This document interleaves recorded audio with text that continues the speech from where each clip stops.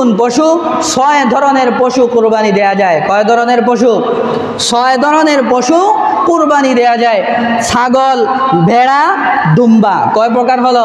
3 প্রকার। গরু, মহিষ, উট। 6 প্রকার পশুকে কুরবানি দিতে পারবেন।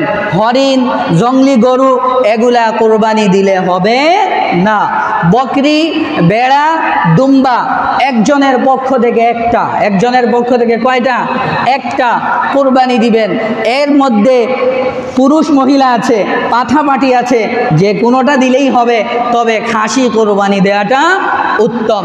গরুর মধ্যে সর্বোচ্চ 7 জন, মহিষের মধ্যে সর্বোচ্চ 7 জন, উটের মধ্যে সর্বোচ্চ 7 জন শরিক হতে পারবেন। এবার আসুন 6 প্রকার প্রাণীর বয়স কেমন হবে? ভেড়া, দুম্বা, ছাগলের বয়স 1 বৎসর হবে। যদি 1 বৎসর থেকে কিছু কম হয় কিন্তু এটা মোটা তাজা হয়, 1 বৎসরের ছাগলের সাথে ছেড়ে দিলে এটাকে বড় মনে হয় বা তার মতো মনে হয়, তাহলে একটু কম হলেও ভেড়া, দুম্বা, ছাগল জবাই করা যাবে।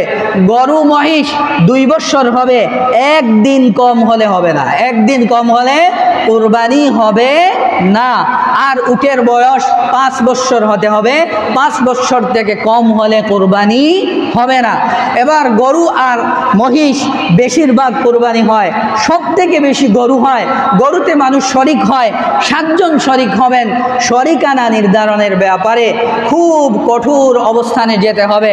শরিকানা নির্বাচনের ব্যাপারে যদি আপনি অন্যের মুখের দিকে তাকিয়ে তাকে শরিক করে নেন, তার যদি টাকা হারাম হয়, তার যদি টাকা সুদের হয়, তার যদি টাকা ঘুষের হয়, অথবা তার নিয়ত যদি গুস্ত খাওয়ার হয়, অথবা মানুষ দেখানো হয়, তাহলে আপনার কোরবানি মাটি হবে, আপনার কোরবানির কোনো দাম থাকবে না। এজন্য যাদেরকে আপনি কি করবেন?